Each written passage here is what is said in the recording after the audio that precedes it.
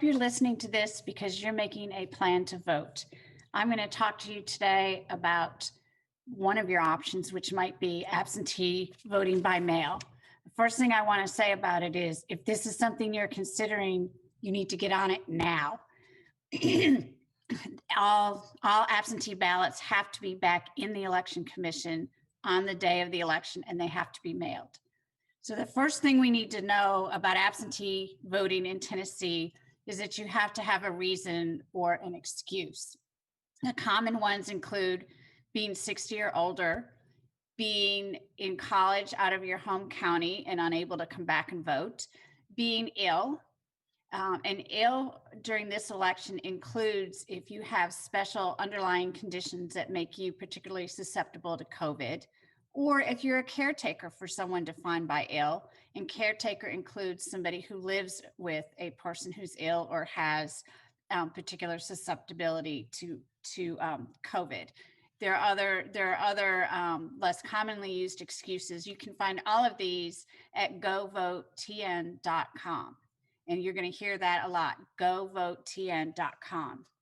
So let's assume that you meet one of those criteria.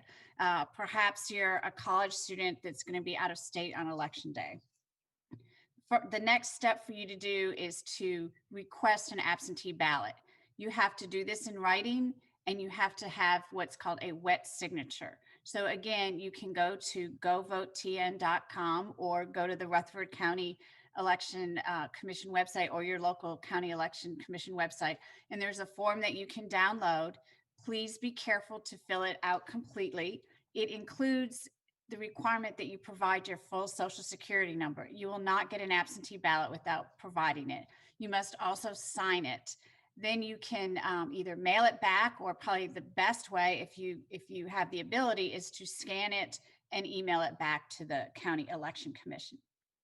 When the County Election Commission gets your request for absentee ballot, it is going to compare it to the voter rolls, make sure you're on the voter rolls, and then make sure your signature compares so that they know that it is you.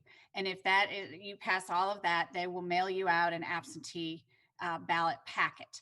Special comment, if you are a first-time voter, that you may get some special instructions with your absentee ballot, because it is new this year that you will actually able to vote by mail. You may have to provide a copy of your ID or some other proof of residence, but you will get specific instructions from the County Election Commission when you get your absentee ballot. When you get this packet, be careful to make sure you follow the rules completely. Use a pen, blue or black, to fill out the bubbles in your ballot. Put the ballot inside the affidavit envelope. Make sure you sign the affidavit envelope, and then put it back into the return envelope and put a stamp on it. These ballots must be mailed back. They will not accept them in person at a polling place or the election commission office, and there are no drop boxes in Tennessee. It is the law in Tennessee that absentee ballots have to be received by mail and have to be in the election office by election day. I can't stress enough the importance of first following the instructions to make sure that you accurately sign the affidavit, that you put your ballot and only your ballot inside the affidavit envelope.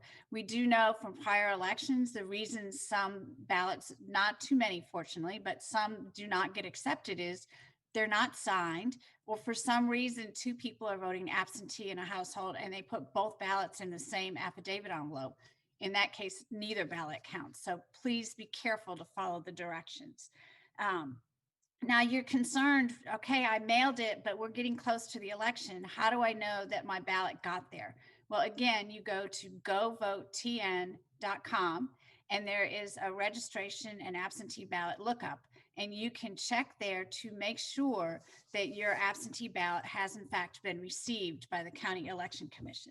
Well, what do you do if it's not been received by election day? If your absentee ballot has not been received by election day, I encourage you to go to your polling place, and in Rutherford County, that's any of the vote centers, and ask to vote provisional.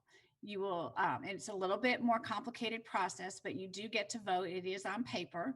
And they will then compare that provisional ballot to the absentee ballots that they received. And if in fact they did get your ballot, they will toss the provisional ballot.